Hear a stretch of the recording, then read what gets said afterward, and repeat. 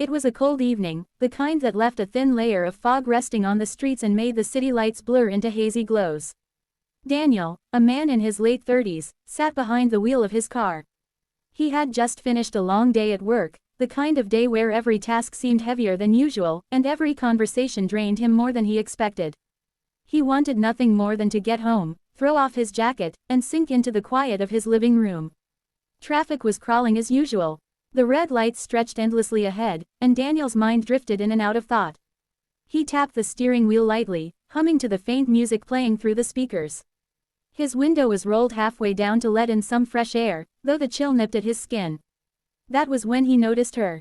She was standing by the curb, wrapped in tattered clothes that looked as though they had once been warm but now offered little protection against the biting air. Her hair was messy, strands sticking out in all directions, and her hands trembled as she held out a small cardboard sign. The words on it were scrawled in uneven letters, "Hungry and cold. Please help." Daniel had seen countless beggars before. Living in the city meant you could not drive far without encountering someone asking for change or food. But there was something different about her. The way she stood there wasn't like the others who would weave through traffic, knocking on windows persistently. She stood silently, almost timidly, her eyes scanning faces but never locking onto anyone for too long. She looked as though she was carrying the weight of something far heavier than hunger. As Daniel's car approached where she stood, his eyes flicked toward her almost against his will. He told himself he didn't have time tonight. He didn't carry much cash, and besides, he had learned to harden himself. Too often, he had seen generosity taken advantage of. But something inside urged him, a faint whisper that refused to let him turn away.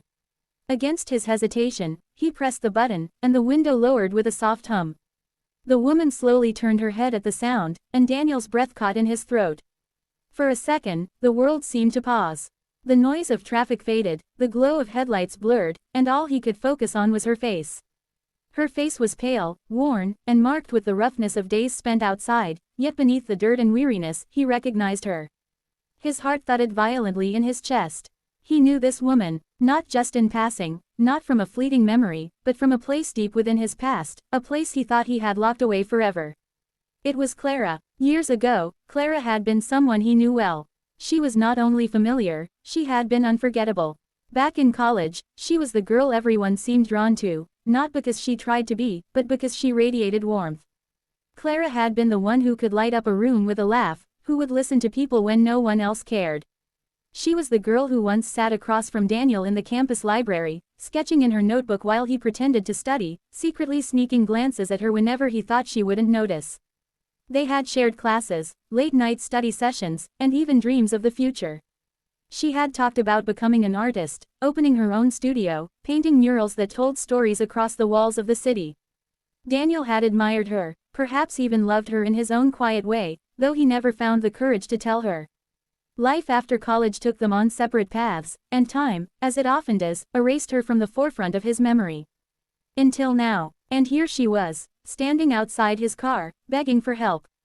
"Clara," he whispered, barely realizing the word had escaped his lips. Her eyes, dull with exhaustion, flickered with a strange light when she heard her name. She stepped closer, squinting as if trying to peer through the fog of memory. Then, a faint smile tugged at the corners of her mouth. "Daniel," she said softly. It felt impossible. The girl he remembered, full of life and ambition, was now standing here on the cold streets, clutching a cardboard sign, her future seemingly stolen away. His mind reeled with questions, but his voice was tangled with shock. What happened to you?" Her smile faltered, and she looked down, almost ashamed. "It's a long story," she murmured. Traffic horns blared behind him, snapping Daniel back to reality. He was holding up the cars, yet he couldn't bring himself to roll the window up and drive away. Instead, he quickly pulled over to the side of the road, parked, and stepped out. Clara's eyes widened in surprise as he approached her.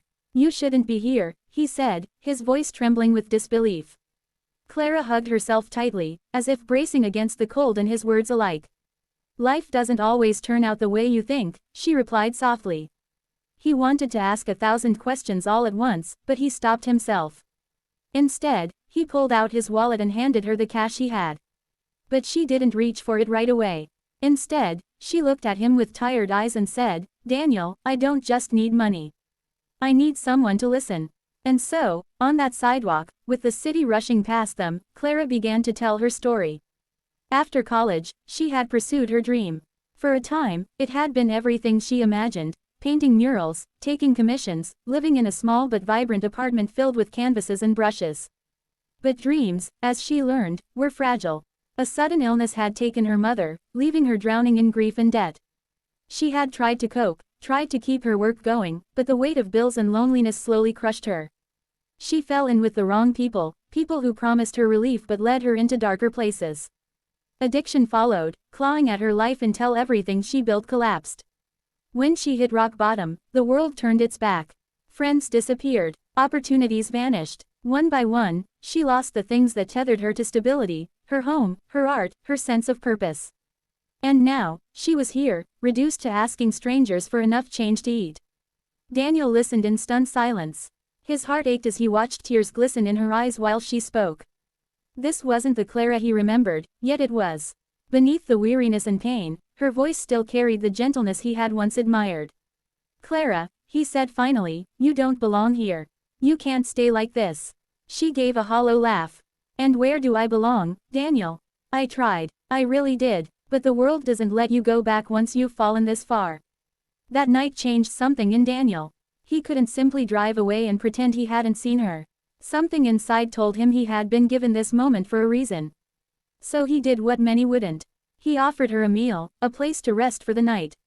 Clara resisted at first, ashamed, afraid of becoming a burden. But the sincerity in his eyes eventually softened her hesitation. She agreed. As they sat in a small diner later that night, Clara ate slowly, as though every bite reminded her of the life she once had. Daniel watched, his thoughts spinning. He thought about the girl she used to be, the dreams she once carried, and the cruel way the world had unraveled them. He realized how easy it was for anyone's life to collapse, how thin the line really was between comfort and despair. In the days that followed, Daniel couldn't shake the encounter. He helped Clara find shelter, connected her with resources, and more importantly, reminded her that she was still human, still worthy of dignity. Slowly, Clara began to believe it too. She picked up a pencil again, then a brush, her hands trembling at first but growing steadier with each stroke. The art that once defined her started to return, fragile but alive. Their paths had crossed again by chance, but perhaps it wasn't chance at all. For Daniel, the moment he opened his car window to a beggar and saw Clara's face became the moment he realized the power of compassion, the truth that one act of recognition could breathe life back into someone who had nearly been forgotten. And for Clara, that moment reminded her that even when the world turns its back, there may still be someone who remembers you, someone who sees not just what you are now, but what you were and what you can be again. This is not just a story of reunion. It is a story of second chances, of kindness in the face of despair, and of the haunting reminder that the faces we pass by every day hold stories we may never imagine. You never know who you might find on the other side of a car window. This was today's story from Story Sprout, where tales take root and grow into something unforgettable. If this story touched your heart, don't forget to stay with us for more. Because every story holds a seed, and when shared, it can change lives.